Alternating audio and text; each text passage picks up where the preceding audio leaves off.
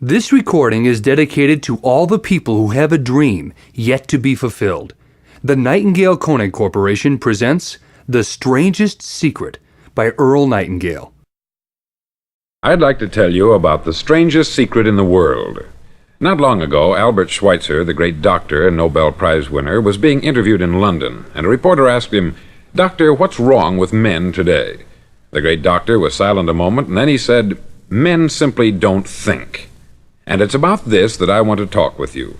We live today in a golden age. This is an era that man has looked forward, dreamed of, and worked toward for thousands of years.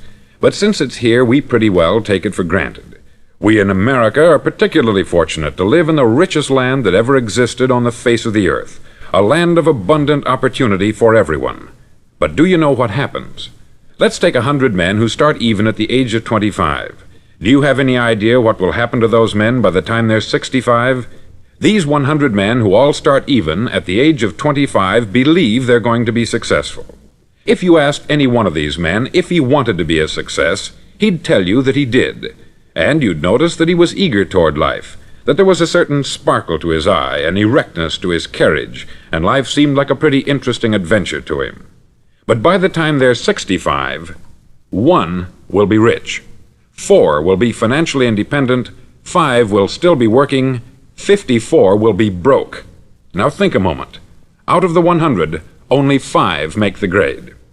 Why do so many fail? What has happened to the sparkle that was there when they were 25? What's become of the dreams, the hopes, the plans? And why is there such a large disparity between what these men intended to do and what they actually accomplished? When we say about 5% achieve success, we have to define success. And here's the definition. Success is the progressive realization of a worthy ideal. If a man is working toward a predetermined goal and knows where he's going, that man is a success. If he's not doing that, he's a failure. Success is the progressive realization of a worthy ideal. Rollo May, the distinguished psychiatrist, wrote a wonderful book called Man's Search for Himself. And in this book he says, the opposite of courage in our society is not cowardice, it is conformity. And there you have the trouble today. It's conformity. People acting like everyone else, without knowing why, without knowing where they're going. Now think of it. In America right now, there are over 14 million people 65 years of age and over, and about 13 million of these 14 million are broke. They're dependent on someone else for life's necessities. Now, we learn to read by the time we're 7. We learn to make a living by the time we're 25. Usually, by that time, we're not only making a living, we're supporting a family. And yet, by the time we're 65, we haven't learned how to become financially independent in the richest land that has ever been known. Why? We conform. And the trouble is that we're acting like the wrong percentage group, the 95% who don't succeed. Now, why do these people conform? Well, they don't know, really. These people believe that their lives are shaped by circumstances, by things that happen to them, by exterior forces. They're outer-directed people. A survey was made one time that covered a lot of men, working men, and these men were asked this question. Why do you work? Why do you get up in the morning? 19 out of 20 had no idea. If you ask them, they'll say, everyone goes to work in the morning. And that's the reason they do it, because everyone else is doing it. Now let's get back to our definition of success. Who succeeds? The only man who succeeds is the man who is progressively realizing a worthy ideal. He's the man who says, I'm going to become this, and then begins to work toward that goal. I'll tell you who the successful people are.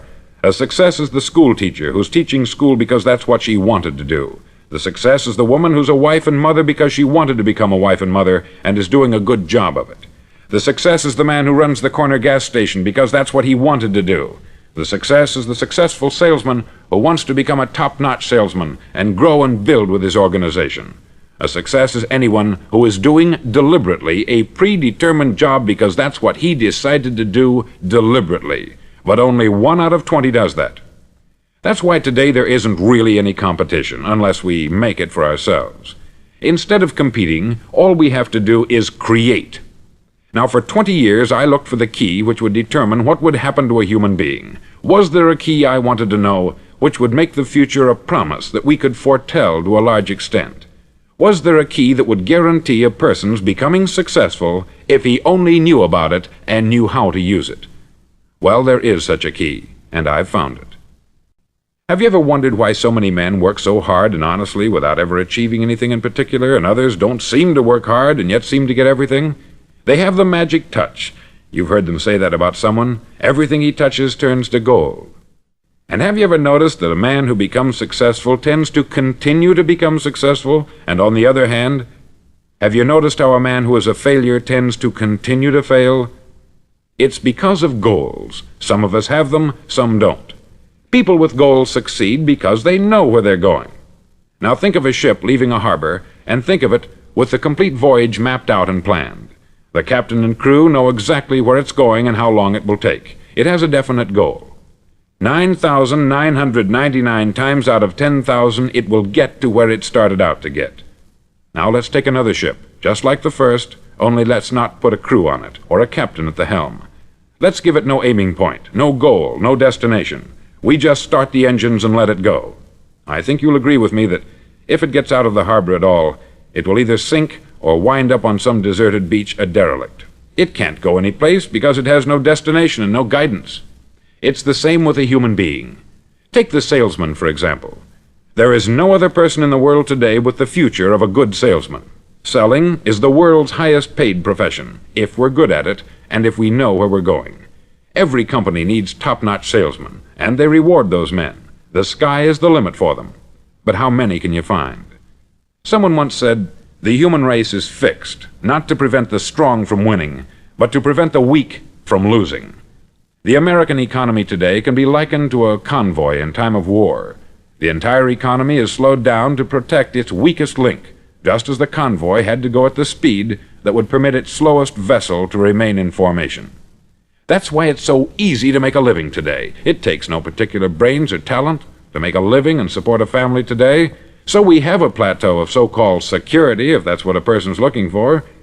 But we do have to decide how high above this plateau we want to aim for. Now let's get back to the strangest secret in the world, the story that I wanted to tell you today. Why do men with goals succeed in life, and men without them fail? Well, let me tell you something which, if you really understand it, will alter your life immediately. If you understand completely what I'm going to tell you from this moment on, your life will never be the same again. You'll suddenly find that good luck just seems to be attracted to you. The things you want just seem to fall in line. And from now on, you won't have the problems, the worries, the gnawing lump of anxiety that perhaps you've experienced before. Doubt, fear, well, they'll be things of the past. Here's the key to success, and the key to failure. We become what we think about. Now let me say that again. We become what we think about. Throughout all history, the great wise men and teachers, philosophers and prophets have disagreed with one another on many different things. It is only on this one point that they are in complete and unanimous agreement. Listen to what Marcus Aurelius, the great Roman emperor, said. He said, "A man's life is what his thoughts make of it." Disraeli said this, "Everything comes if a man will only wait. I have brought myself by long meditation to the conviction that a human being with a settled purpose must accomplish it, and that nothing can resist a will that will stake even existence for its fulfillment." Ralph Waldo Emerson said this, "A man is what he thinks about all day long." William James said, "The greatest discovery of my generation is that human beings can alter their lives by altering their attitudes of mind." And he also said, "We need only in cold blood act as if the thing in question were real, and it will become infallibly real by growing into such a connection with our life that it will become real. It will become so knit with habit and emotion that our interest in it will be those which characterize belief." He also said this, "If you only care enough for a result, you will almost certainly attain it. If you wish to be rich, you will be rich. If you wish to be learned, you will be learned. If you wish to be good, you will be good. Only you must then really wish these things, and wish them exclusively, and not wish at the same time 100 other incompatible things just as strongly." In the Bible you read, in Mark 9:23, "If thou canst believe, all things are possible to him that believeth." Dr. Norman Vincent Peale said this: "This is one of the greatest laws in the universe. Fervently do I wish I had discovered it as a very young man. It dawned upon me much later in life, and I've found it to be one of the greatest, if not my greatest discovery, outside of my relationship to God. And the great law, briefly and simply stated, is that if you think in negative terms, you'll get negative results. If you think in positive terms, you will achieve positive results. That is the simple fact which is at the basis of an astonishing law of prosperity and success. In 3 words, believe and succeed." William Shakespeare put it this way: "Our doubts are traitors, and make us lose the good we oft might win, by fearing to attempt." George Bernard Shaw said, "People are always blaming their circumstances for what they are. I don't believe in circumstances. The people who get on in this world are the people who get up and look for the circumstances they want, and if they can't find them, make them." Well, it's pretty apparent, isn't it? And every person who discovered this for a while believed that he was the first one to work it out. We become what we think about. Now, it stands to reason that a person who's thinking about a concrete and worthwhile goal is going to reach it, because that's what he's thinking about. And we become what we think about. Conversely, the man who has no goal, who doesn't know where he's going, and whose thoughts must therefore be thoughts of confusion and anxiety and fear and worry, becomes what he thinks about. His life becomes one of frustration, fear, anxiety, and worry. And if he thinks about nothing, he becomes nothing. Now, how does it work? Why do we become what we think about? Well, I'll tell you how it works as far as we know. Now, to do this, I want to tell you about a situation that parallels the human mind. Suppose a farmer has some land, and it's good, fertile land. Now, the land gives the farmer a choice. He may plant in that land whatever he chooses. The land doesn't care. It's up to the farmer to make the decision. Now, remember, we're comparing the human mind with the land, because the mind, like the land, doesn't care what you plant in it. It will return what you plant, but it doesn't care what you plant. Now, let's say that the farmer has 2 seeds in his hand. One is a seed of corn, the other is nightshade, a deadly poison. He digs 2 little holes in the earth, and he plants both seeds, one corn, the other nightshade. He covers up the holes, waters, and takes care of the land, and what will happen? Invariably, the land will return what is planted. As it's written in the Bible, "As ye sow, so shall ye reap." Remember, the land doesn't care. It will return poison in just as wonderful abundance as it will corn. So up come the 2 plants, one corn, one poison. Now, the human mind is far more fertile, far more incredible and mysterious than the land, but it works the same way. It doesn't care what we plant. Success, failure. A concrete, worthwhile goal, or confusion, misunderstanding, fear, anxiety, and so on. But what we plant, it will return to us. You see, the human mind is the last great unexplored continent on the earth. It contains riches beyond our wildest dreams. It will return anything we want to plant. Now, you might say, well, if that's true, why don't people use their minds more? Well, I think they've figured out an answer to that, too. Our mind comes as standard equipment at birth. It's free, and things that are given to us for nothing we place little value on. Things that we pay money for, we value. The paradox is that exactly the reverse is true. Everything that's really worthwhile in life came to us free. Our mind, our soul, our body, our hopes, our dreams, our ambitions, our intelligence, our love of family and children and friends. All these priceless possessions are free, but the things that cost us money are actually very cheap and can be replaced at any time. A good man can be completely wiped out and make another fortune. He can do that several times. Even if our home burns down, we can rebuild it, but the things we got for nothing, we can never replace. The human mind isn't used merely because we take it for granted. Familiarity breeds contempt. It can do any kind of job we assign to it, but generally speaking, we use it for little jobs instead of big important ones. Universities have proved that most of us are operating on about 10% of our abilities. Decide now, what is it you want? Plant your goal in your mind. It's the most important decision you'll ever make in your entire life. Do you want to be an outstanding salesman, a better worker at your particular job? Do you want to go places in your company, in your community? All you've got to do is plant that seed in your mind. Care for it. Work steadily toward your goal, and it will become a reality. It not only will, there's no way that it cannot. You see, that is a law, like the laws of Sir Isaac Newton, the laws of gravity. If you get on top of a building and jump off, you'll always go down. You'll never go up. And it's the same with all the other laws of nature. They always work. They're inflexible. Think about your goal in a relaxed, positive way. Picture yourself in your mind's eye as having already achieved this goal. See yourself doing the things you will be doing when you've reached your goal.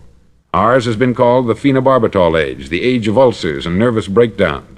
At a time when medical research has raised us to a new plateau of good health and longevity, far too many of us worry ourselves into an early grave trying to cope with things in our own little personal ways, without learning a few great laws that will take care of everything for us. These things we bring on ourselves through our habitual way of thinking. Every one of us is the sum total of his own thoughts. He is where he is because that is exactly where he really wants to be, whether he'll admit that or not. Each of us must live off the fruit of his thoughts in the future, because what you think today and tomorrow, next month and next year, will mold your life and determine your future. You're guided by your mind.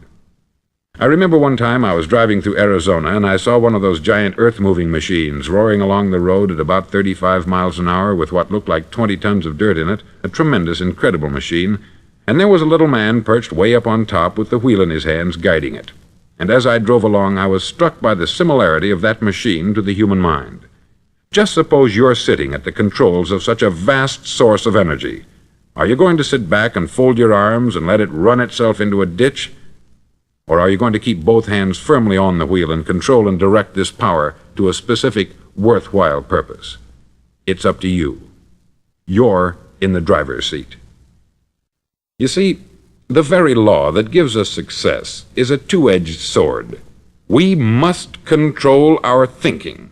The same rule that can lead a man to a life of success, wealth, happiness, and all the things he's ever dreamed of for himself and his family, that very same law can lead him into the gutter. It's all in how he uses it, for good or for bad. This is the strangest secret in the world. Now, why do I say it's strange, and why do I call it a secret? Actually, it isn't a secret at all. It was first promulgated by some of the earliest wise men, and it appears again and again throughout the Bible. But very few people have learned it, understand it. That's why it's strange, and why, for some equally strange reason, it virtually remains a secret. I believe that you could go out and walk down the main street of your town and ask one man after another what the secret of success is, and you probably wouldn't run into one man in a month who could tell you. Now, this information is enormously valuable to us, if we really understand it and apply it. It's valuable to us not only for our own lives, but the lives of those around us, our family, employees, associates, and friends. Life should be an exciting adventure. It should never be a bore. A man should live fully, be alive. He should be glad to get out of bed in the morning. He should be doing a job he likes to do because he does it well. One time I heard Grove Patterson make a speech, the editor-in-chief of the Toledo Daily Blade, and as he concluded his speech, he said something that I've never forgotten.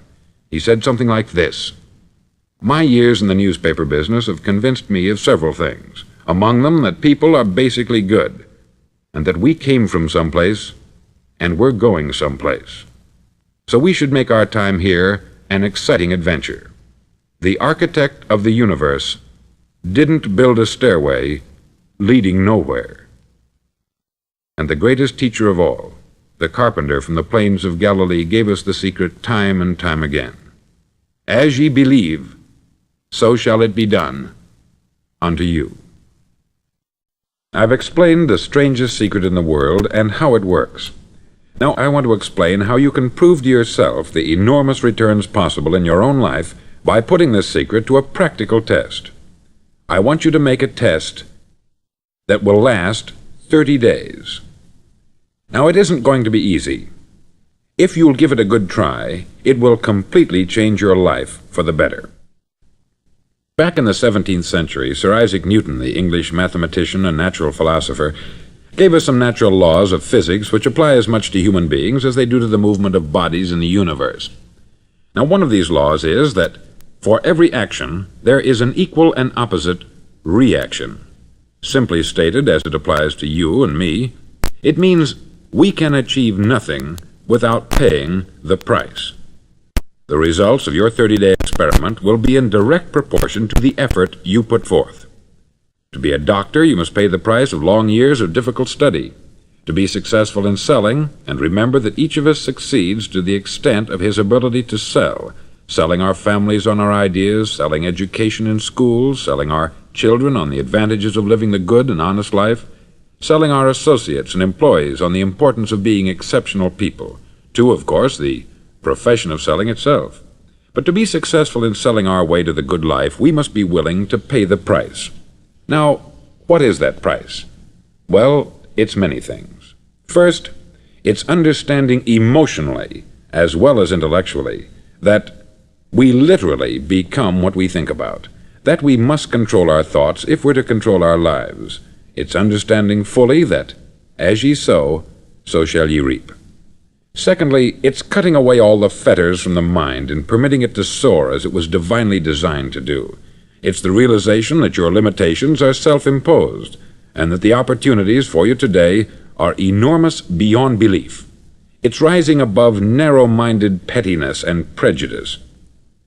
Thirdly, to use all your courage to force yourself to think positively on your own problem, to set a definite and clearly defined goal for yourself, to let your marvelous mind think about your goal from all possible angles, to let your imagination speculate freely upon many different possible solutions, to refuse to believe there are any circumstances sufficiently strong to defeat you in the accomplishment of your purpose, to act promptly and decisively when your course is clear, and to keep constantly aware of the fact that you are, at this moment, standing in the middle of your own acre of diamonds, as Russell Conwell used to point out. Fourth, save at least 10% of what you earn. It's also remembering that no matter what your present job, it has enormous possibilities if you're willing to pay the price. Now let's just go over the important points in the price each of us must pay to achieve the wonderful life that can be ours. It is, of course, worth any price. 1. You will become what you think about. 2. Remember the word imagination. Let your mind soar. 3. Courage. Concentrate on your goal every day. 4. Save 10% of what you earn. And action. Ideas are worthless unless we act on them. Now I'll try to outline the 30-day test I want you to make. Now keep in mind that you have nothing to lose by making this test, and everything you could possibly want to gain. There are two things that may be said of everyone. Each of us wants something, and each of us is afraid of something. I want you to write on a card what it is you want more than anything else. It may be more money. Perhaps you'd like to double your income or make a specific amount of money. It may be a beautiful home. It may be success at your job. It may be a particular position in life. It could be a more harmonious family. Each of us wants something. Write down on your card specifically what it is that you want. Make sure it's a single goal and clearly defined. You needn't show it to anyone, but carry it with you so that you can look at it several times a day. Think about it in a cheerful, relaxed, positive way each morning when you get up, and immediately you have something to work for, something to get out of bed for, something to live for. Look at it every chance you get during the day and just before going to bed at night. As you look at it, remember that you must become what you think about, and since you're thinking about your goal, you realize that soon it will be yours. In fact, it's yours really the moment you write it down and begin to think about it. Look at the abundance all around you as you go about your daily business. You have as much right to this abundance as any other living creature. It's yours for the asking. Now we come to the difficult part. Difficult because it means the formation of what is probably a brand new habit, and new habits are not easily formed. Once formed, however, it'll follow you for the rest of your life. Stop thinking about what it is you fear.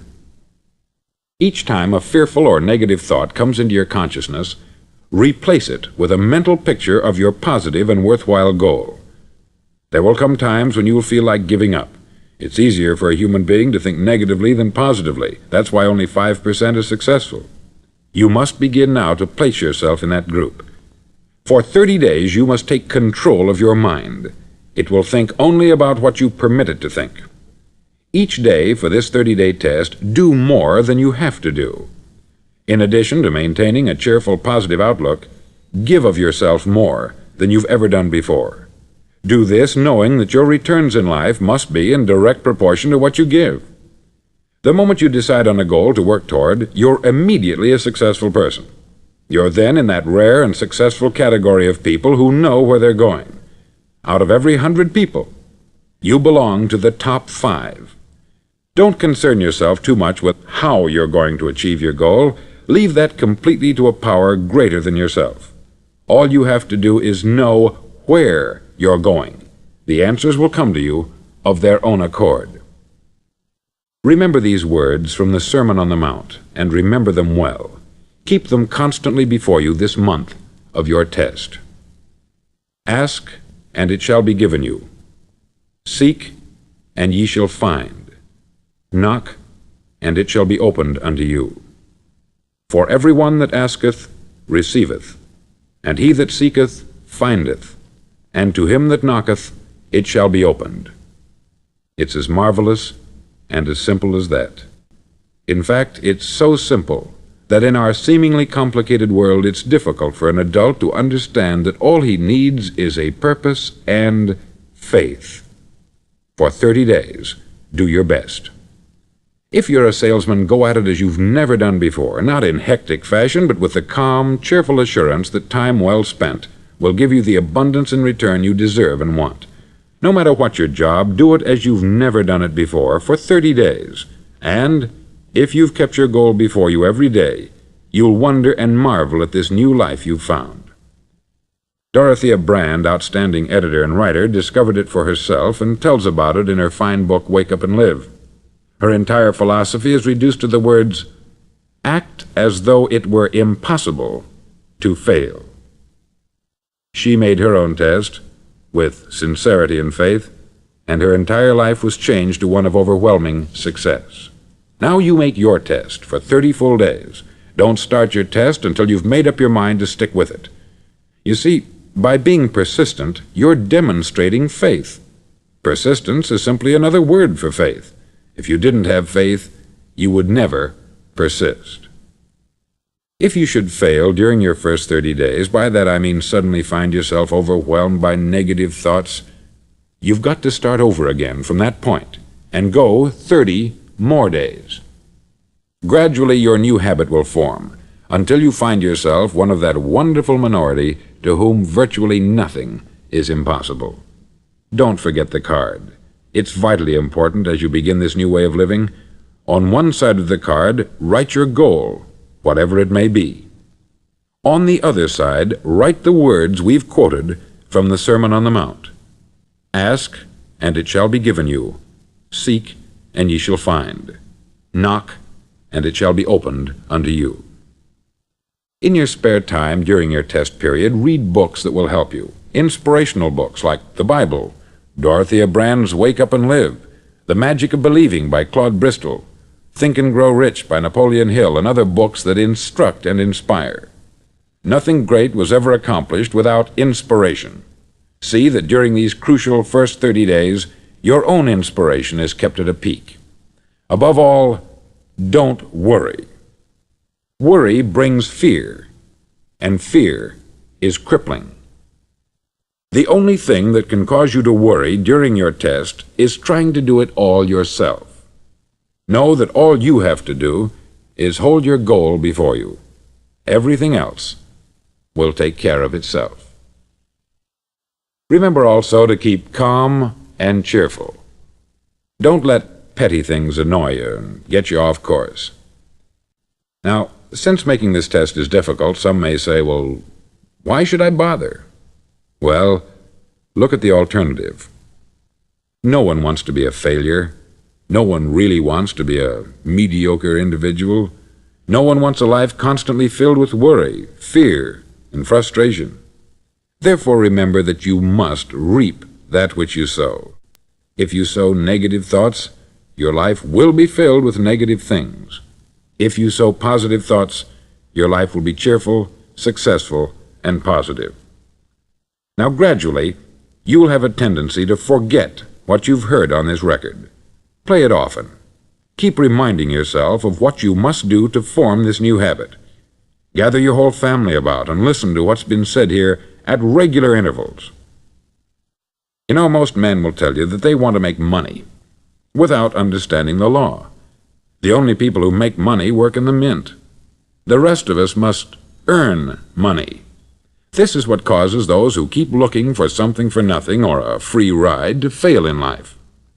The only way to earn money is by providing people with services or products which are needed and useful. We exchange our product or service for the other man's money. Therefore, the law is that our financial return will be in direct proportion to our service. Success is not the result of making money.